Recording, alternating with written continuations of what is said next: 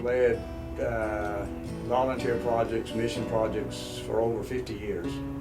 I was at the national agency where part of my job was coordinating projects.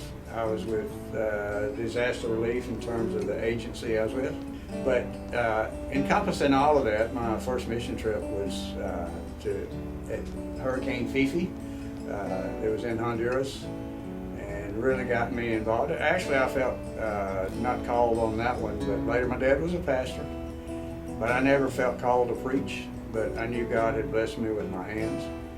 And it was on one of those trips with a bunch of men sitting around at night after we had worked that I just committed if God could use me and use my talents that I was interested in. So that's how I evolved and went into full-time ministry. But it's been in the construction arena and management. But just being able, it's one thing to experience missions and mission trips yourself, but just to see the joy of first-time participants and even long-time ones that's been on many, numerous trips, and just see how, mission trips can be dear to me.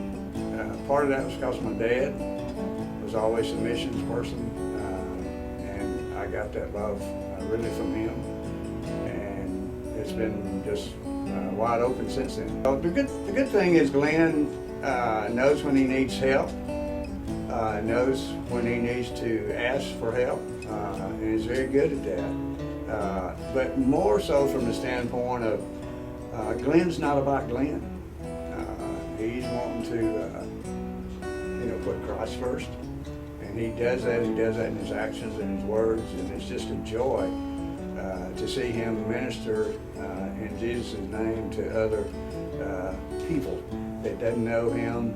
And so from that standpoint, it was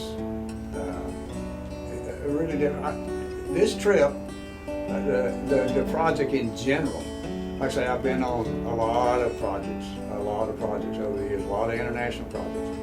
I don't think I've ever been on one that encountered as many obstacles as we face. It's one of those things where, first of all, you're dealing with customs and port authorities and government, transportation, roads, and all that sort of stuff. But what happens is you get there, you try to prepare, but when we think of roads, we think of drivable roads. Well, even their roads, good roads, would beat you to death.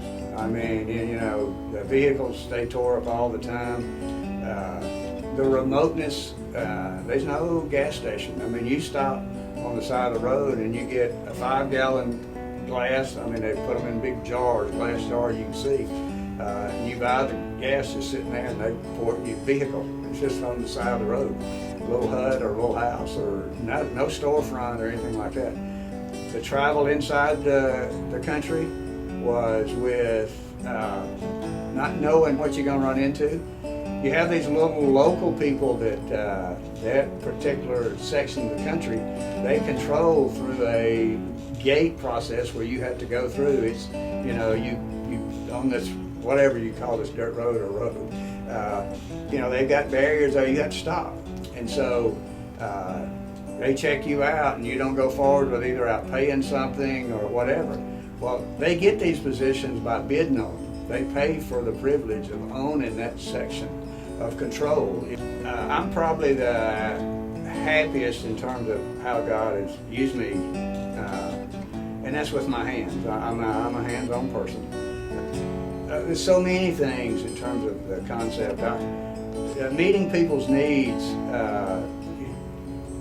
when we share our Savior with them, if we haven't met a point of their need and they're hurting, you don't get very far with them. And so either through food delivery or building a house or a school or something like that, that's my world. That's what I've always enjoyed. And so when I was at the board, just in management, I still personally took mission trips because while the administration was enjoyable and somebody has to do it, I'm most happy when I'm on the ground, using my hands. We had some really skilled people, and still have. I'm starting with Glenn at the top. But I think one of the things that you have in that, we all bring significant areas of expertise to the pot, if you will. And so I think it was one of those things where we were all together and all separate. In other words, because when we took off, we were in different directions, and we all had different stories. Sitting around at night was enjoyable, just listening to what we got into that day.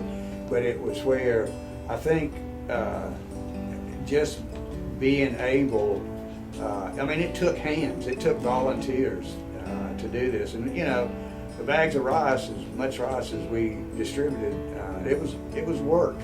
And when you come up to an orphanage or wherever you were delivering the rice, most of the time we had to do most of the unpacking, taking it off the truck and that sort of thing. And so, and again, we all had different vehicles because the local pastors had gotten them for us, and so it was probably just a combination of all of us being there in that mix to do that. One of the things that I hope whoever is watching this right now is this mission's not over. There's so much left to do, but we need a younger crowd. We've got young men that's been with us, it's been part of the organization, and it's still there and will continue. But some of us are getting a little too elderly, physically, to still participate.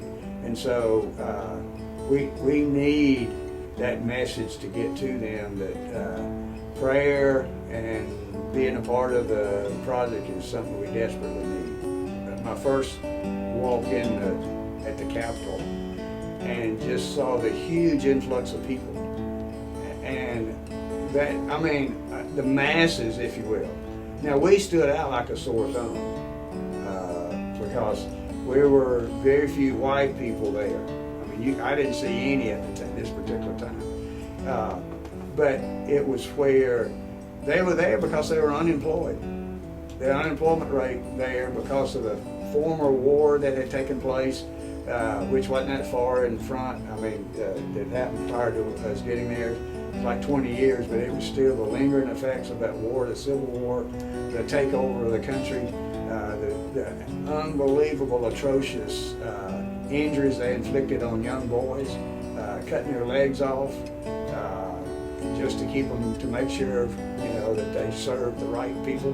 But it was where my heart just melted for, they were happy. Of course they speak the English language, so it's not just, you're not understanding them. All of that, they were just so gracious, that we were there. And it was never about, building an organization that we have a statue built for us after we leave. Really, everything we did was for